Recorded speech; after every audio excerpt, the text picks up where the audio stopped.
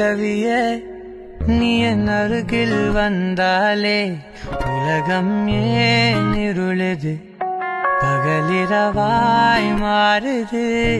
வளைவினில் எல்லாம் வளைந்து தொலைந்து போவேனானே நீயே வெண்பனியே தீயின் சுவையும் நீயே உன்னில் மெது மெதுவாக பயணங்கள் போல தொடங்கிடவா